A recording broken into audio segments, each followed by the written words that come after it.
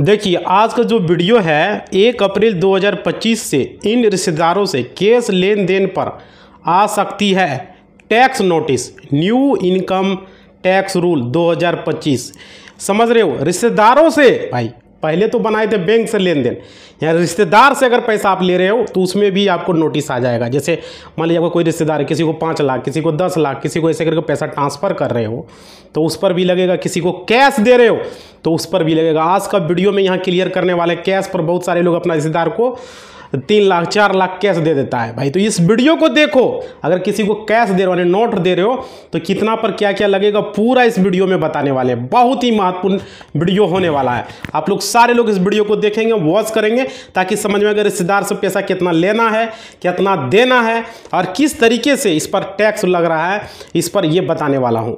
Tax rule को जानना बहुत ज़रूरी है। पैसा ऐसा है कि कभी ना कभी किसी को अब 2 लाख 3 लाख 4 लाख 5 लाख पैसा दोगे, कैश में दोगे, निकाल के दोगे। अगर दोगे पैसा तो बैंक से निकाल के ही ना, कैश उड़ के तो नहीं आ जाएगा।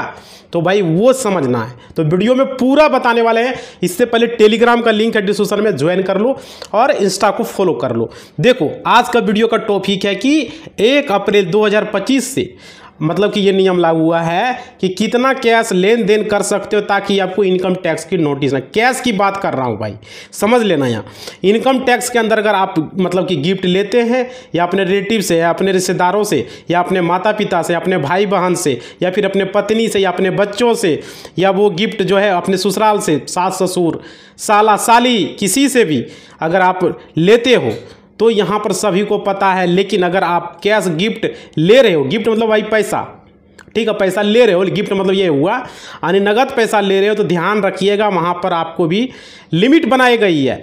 इनकम टैक्स के अंदर कैश की लिमिट रखी गई, कितना कैश गिफ्ट आप ले सकते हो, किसी से पैसा यानी गिफ्ट मतलब पैसा ले सकते हो। भाई देखो चाहे वो आपके रिश्तेदार क्यों ना हो, कई सारे लोगों को यहाँ गलतफहमी हो जाती है कि अगर वो अपने पिताजी से 5 लाख रुपया ले लेता है, ठीक है, जैसे हम अपने पिताजी से 5 लाख रुपया ले लिए, माताजी से 10 लाख रुपया ले लिए, तो क्या वो भी कैश ले रहे तो उनके लिए भी एक्सपेंड होगा, उसके लिए भी जो है यहाँ पर क्या बोलते हैं वो मान्य होगा, समझ रहे, क्योंकि वो तो गिफ्ट है।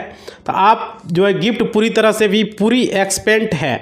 लेकिन दोस्तों ऐसा नहीं है। अगर आप पैसा ले रहे हो अपने रिलेटिव से या क्यों नहीं ले रहे हो, आखिर क्या रीज़न है क्यों ले रहे हो, समझ रहे हो, तो यहाँ पर देखो अपने माता पिता या भाई बहन से आप जो है पैसा जो है अगर ले रहे हो, या ध्यान रखिएगा कैश की लिमिट यहाँ पर रखी गई है, ध्यान रखना है। देखो जबकि सरकार खुद डिजिटल होने को कह रही है, क्या सरकार आपको कैश पर रोक नहीं लगाएगी? अगर आप सेविंग अकाउंट में पैसा डिपॉजिट करते हो, करंट अकाउंट में डिपॉजिट करते हो, तो सभी जगह पर कैश की लिमिट रखी गई है। डिपॉजिट करोगे तो कैश ही जमा करोगे ना भाई हाथ में जाके, समझ रहे हो। तो देखो कहीं भी 10 लाख हो या 50 लाख हो, तो यहाँ पर ये ध्यान रखना है कि अगर आप गिफ्ट लेते हो या भी आपकी लिमिट रखी गई है। यहाँ पर हम आपको इस लिमिट के बारे में जानकारी देने वाले हैं। बहुत सारे लोग गलती यहाँ पर करते हैं, पैसा जो ले लेते हैं, अपने पिताजी से 5 लाख रुपया ले लिया, सीधे जाके अपना खाता में डलवा दिया, समझ रहे हो, अपना बैंक अकाउंट में डलवा दिया और कहता है कि मेरे पिताजी की तरफ से हमको गिफ्ट आया। यहाँ तो भाई जो टैक्स लिबिलिटी जो होने वाली है, यहाँ को कई लोग तो अपने जो है मतलब कि बुक अकाउंट में भी जो कैश एंट्री करती है बुक्स अकाउंट में, और आपको बता दें कि पिताजी से मिला हुआ 10 लाख 20 लाख या अपने माताजी से मिला हुआ 10 लाख, कई लोग जो है ऐसी गलती कर देते हैं।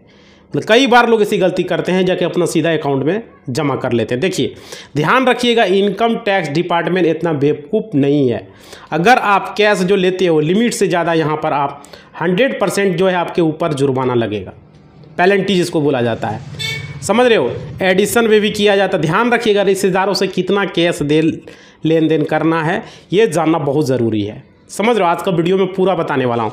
इसी के साथ साथ आपको ये भी जानना जरूरी है कि इनकम टैक्स रिटर्न में इसको कहाँ दिखाना। कई लोग यहाँ जो है एक्सपेंड इनकम दिखा देते हैं, समझ रहे हो। जो भी गिफ्ट आपको मिलता है उसको जो है एक्सपेंडेड इनकम में गिफ्ट दिखाना क्या सही है या गलत है, ये भी जानेंगे आज के वीडियो में। कैश रिलेटेड पूरा गिफ्ट की जानकारी यहाँ पर आपको बताने वाले हैं। आइए स्टार्ट करते हैं और आपको बताते हैं कि रिश्तेदारों से कितना कैश लेना चाहिए।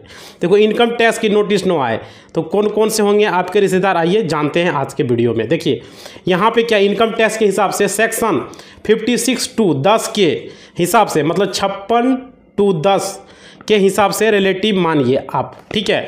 देखिए आपके जो भाई बहन, भाई हो गया, भाभी हो गया, बहन हो गया, जीजाजी हो गया, वह भी आपके रिश्तेदार माने जाएंगे, ठीक है। इसके बाद आपके फादर आ जाते हैं, मदर आ जाते हैं, दादा दादी आ जाएंगे, परदादा आ जाएंगे, परदादी आ जाएंगे।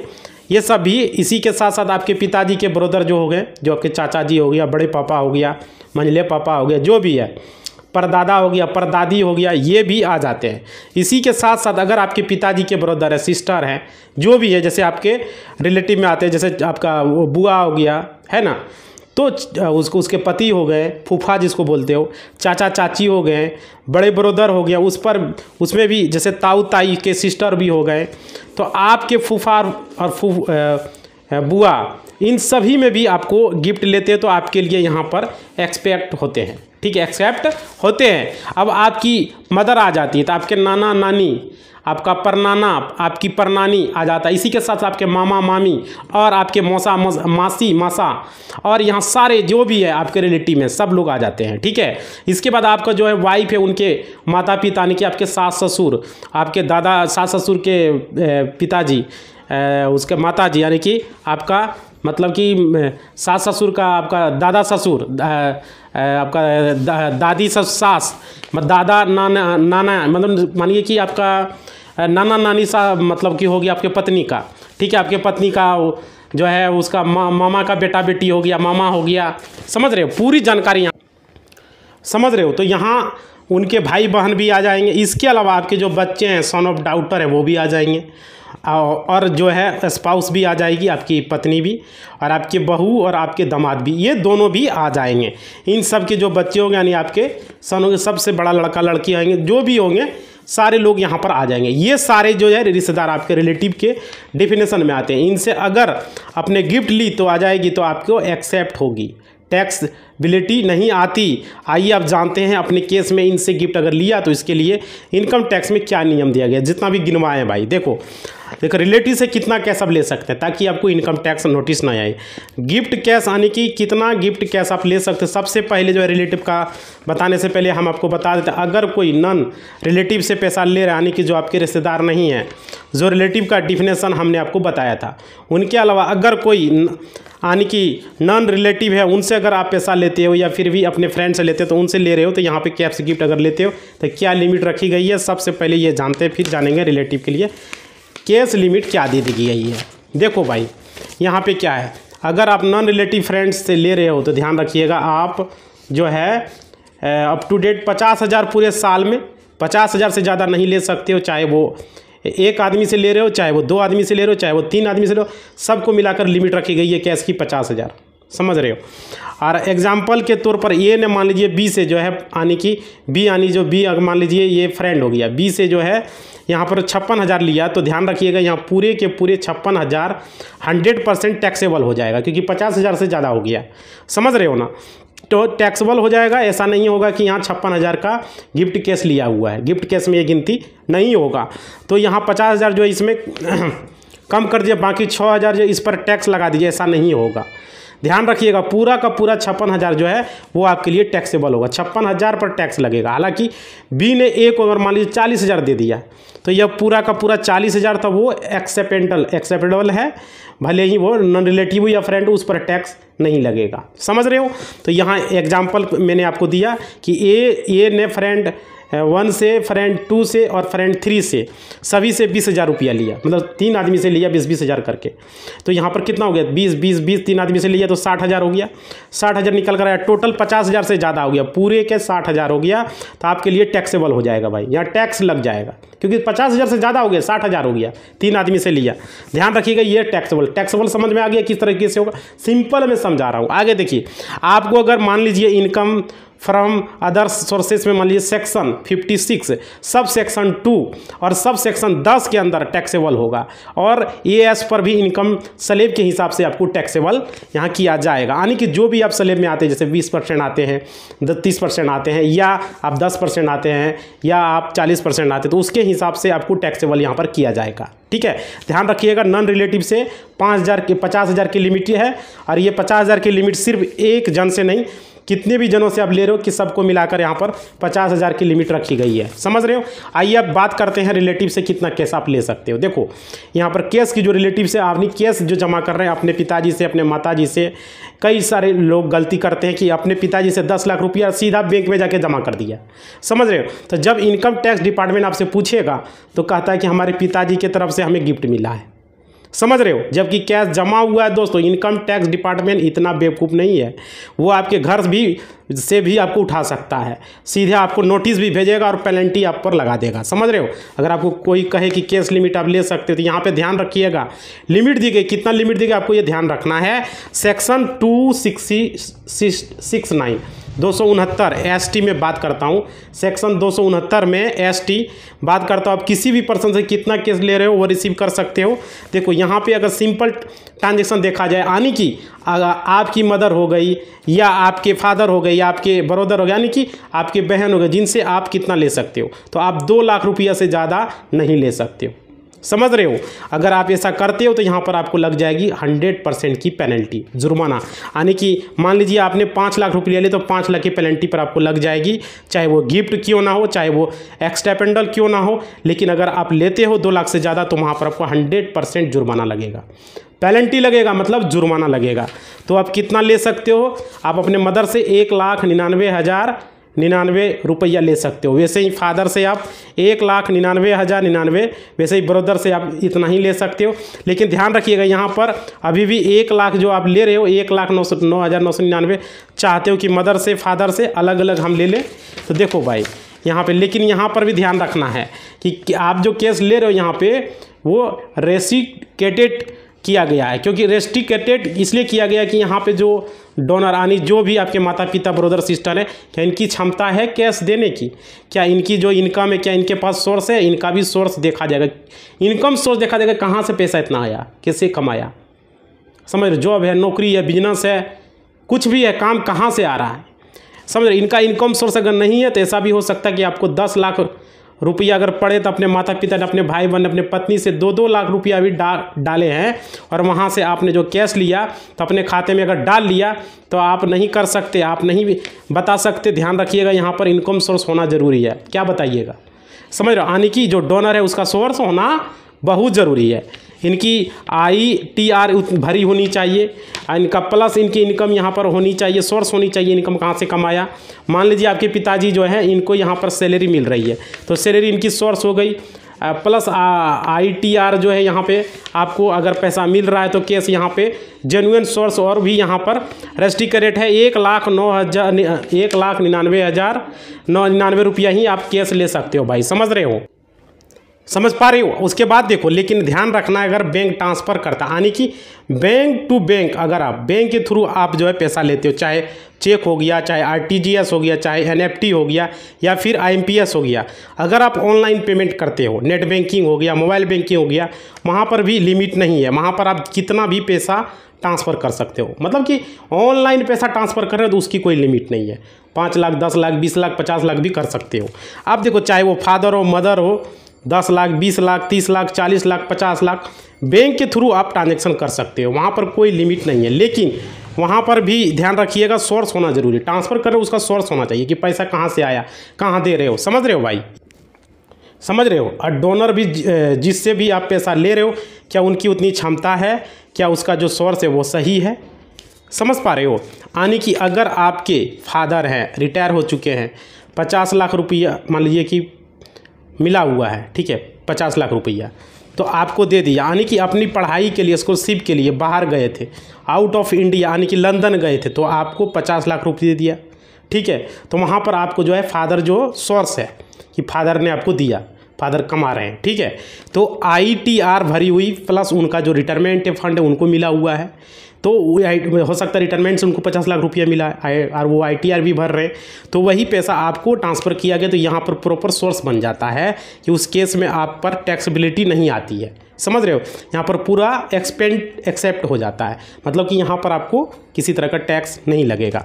लेकिन अगर आपके फादर के अकाउंट में आपने पैसे डाल दिए और वो भी आके देते हैं तो नहीं चलेगा भाई। यहाँ पर ध्यान रखिएगा, सोर्स होना ज़रूरी है। ऐसा ना हो कि आप अपने कैश जो है ब्लैक मनी है, यहाँ पर आप अपने रिलेटिव को देकर उनसे पैसा ले रहे हो, यानी कि ब्लैक को वाइट कर रहे हो, ये नहीं चलेगा। इनकम टैक्स डिपार्टमेंट इतना बेवकूफ़ नादान नहीं है।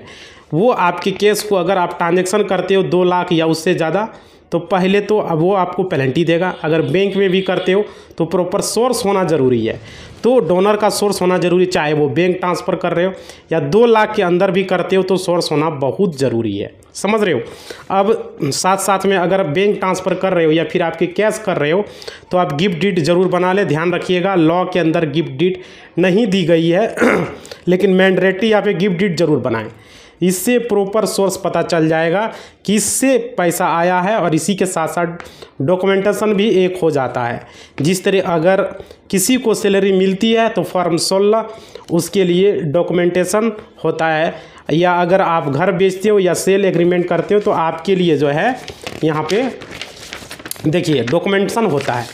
समझ पा रहे हो। तो लोन का जो है सोर्स लिया जाता है, मॉर्गेज जो होता है तो यहाँ पर पेपर होता है, वो आपके लिए डॉक्यूमेंटेशन होता है। क्लियर। उसी तरीके से आप गिफ्ट ले रहे हो अपने रिलेटिव से, क्यों ना ले रहे हो, या कैश में ले रहे हो 2 लाख के अंदर, और बैंक ट्रांसफ़र ले रहे हो, तो आपको गिफ्ट डीड ज़रूर बननी चाहिए, ताकि आपका जो सोर्स डॉक्यूमेंटेशन यहाँ पर प्रॉपर हो सके। कभी भी फ्यूचर में इनकम टैक्स डिपार्टमेंट द्वारा आपको नोटिस आती है तो उसका जवाब भी आप दे सके। आप प्रूव करना भी होगा आपको डोनर का कि वो डोनर है मेरा, यानी कि जिससे भी आपको पैसा मिल रहा है उसका सोर्स प्रॉपर, उसका ITR आपको देनी होगी। साथ में ये डीड भी आप देंगे तो उसका केस में आपके लिए आसानी हो जाएगी, आप कोई भी एडिशन नहीं किया जाएगा। समझ रहे हो। लेकिन अगर आपके पास प्रॉपर डॉक्यूमेंट नहीं होंगे, आप बता नहीं पाएंगे कि उनका सोर्स जो है सही है, तो भाई इनका जो है सोर्स प्रूव करना आपकी जिम्मेदारी होगी। अगर नहीं करते हो तो इस केस में आप एडिशन किए जाओगे, नोटिस आएगी और आप पर पेनल्टी भी लगाया जाएगा, जुर्माना। तो यहाँ ध्यान रखना, कैश लिमिट आप 2 लाख से ज़्यादा नहीं ले सकते। अगर बैंक ट्रांसफ़र किया कितना भी करते हो, लेकिन डोनर को यहाँ पर भी जो है, डोनर जैसे आपका फादर हो गया, मदर हो गया, सिस्टर हो गया, बहन हो गया, आपका भाई हो गया, उनका सोर्स होना चाहिए। अगर उनका सोर्स सही नहीं है या प्रूव नहीं कर पाए तो केस में आपको एडिशन हो सकता है। और अगले पॉइंट में अगर आपके शेयर्स जैसे कार हो गया, घर हो गया, मकान हो गया, ज़मीन हो गया, ज्वेलरी हो गया, मतलब गहना वगैरह, अगर आपके पास इस तरह से मिल रही है तो आपके मदर से, आपके फादर से, ब्रदर से, सिस्टर से दोबारा दिया जा रहा है, तो क्या यहाँ पर आपके लिए टैक्सेबिलिटी आएगी। देखिए ध्यान रखना है, अगर आपके फादर ने आपको घर दिया है, मकान दिया है, ज़मीन दिया है या फिर कार दी है, तो वह आपके लिए हो जाता है एक्सपेंट। ठीक है, क्योंकि वो यहाँ पर आपको गिफ्ट माना जाता है, और रिश्तेदार यानी आपके फादर मदर जो है आपके रिलेटिव है, उनसे अगर आपको मिल रहा है तो किसी भी रिलेटिव से आपको मिल रहा है तो वो हो जाएगा आपके लिए एक्सपेंट। समझ रहे हो। मतलब कि इससे कोई दिक्कत नहीं है। यदि यहाँ पर ध्यान रखिएगा, अगर कोई भी चीज़ काइंड में मिल रही है या अगर आपको बैंक के ट्रांसफ़र के थ्रू यहाँ पर पैसा मिल रहा है तो आपके लिए एक्सपेंड होगा। ध्यान रखिएगा, आपके फादर के पास भी ऐसा रिटायरमेंट का फंड यहाँ पर जो है आया है, आपको जो है यहाँ पर घर लेना है या आपको बिल्डर से घर लेना है, तो लेकिन आप क्या करते हो, कई बार यहाँ पर फादर से डायरेक्ट जो है वो जो है ट्रांसफ़र करवा लेते हो उनके अकाउंट में, बिल्डर के अकाउंट में घर लेने के लिए। तो ऐसा न करें, पहले आप अपने अकाउंट में ट्रांसफ़र करें, उसके बाद आपको जो करना चाहे वो, आप घर खरीदना है या ज्वेलरी खरीदनी है, कार खरीदनी है, जो भी करनी है आप बाद में कर सकते हो, अपने खाते में पैसे मंगवा लें, फिर बाद में आपको उसको ट्रांसफ़र करें। इसके साथ साथ आपको ये भी ध्यान रखना है, जो भी डोनर यहाँ पे आपके जो फादर मदर हैं तो डोनर है, इनका सोर्स भी आपको होना चाहिए। ठीक है, 100% सोर्स प्रूव होना चाहिए कि पैसा कहाँ से आया। अगर आप ऐसा नहीं करते हो तो उस केस में यहाँ पर उसका एडिशन हो जाएगा, कर दिया जाएगा। जो भी यहाँ पर एक्सपेंड किया गया है गिफ्ट वगैरह वो आपका एडिशन हो जाएगा, अगर आपका सोर्स प्रूव नहीं किया गया तो समझ रहे हो ना। घर तो आपके माता पिता जो भी दुकान कार जहाँ पर लिया हुआ है वो उनका सेल्फ एक्वायर्ड किया गया, हो सकता है उनकी पृथक संपत्ति हो। अगर सेल्फ एक्वायर्ड किया गया खुद का है तो उन्होंने खुद से अगर किया है तो उनकी क्षमता होनी चाहिए, यानी कि माता पिता यहाँ पर सोर्स प्रॉपर होना चाहिए। सोर्स जेन्युइन नहीं हुआ तो उस केस में आप पर एडिशन कर दिया जाएगा। अदरवाइज आप शेयर्स, घर से जो है मकान, दुकान जो भी आपको मिल रहा है रिलेटिव से वो आपके लिए हो जाएगा एक्सपेक्ट, यानी कि इस पर कोई भी टैक्सबिलिटी नहीं आएगी। इसी के साथ अगर आपको गिफ्ट मिल रहा है, घर मिल रहा है, दुकान मिल रही है, मकान मिल रहा है, यहाँ पर आपको गिफ्ट डीड बना दें तो आपको विल के थ्रू ले, साथ साथ आपको ओथ भी लेना ज़रूरी है। ठीक है, साथ में आपको स्टैम्पर पेपर भी आपको ले लेना है, स्टाम्प पेपर पर साइन करवा लेना है। ये सब चीज़ें आपको करना विटनेस के साथ, गवाह के साथ।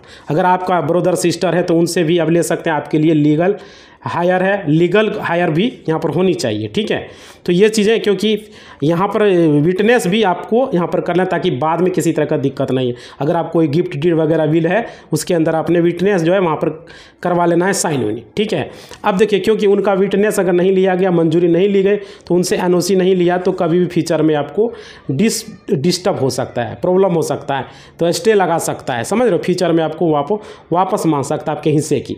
पिताजी ने जो वो आपको दिया वो उनकी मर्जी से दिया, बाद में हो सकता है ज़बरदस्ती लिखवा लिया, समझ रहे हो, उनसे, और आपको बहला फुसला लिया हो, तो ऐसे कहकर वो है हिस्सा वो वापस ले सकता है।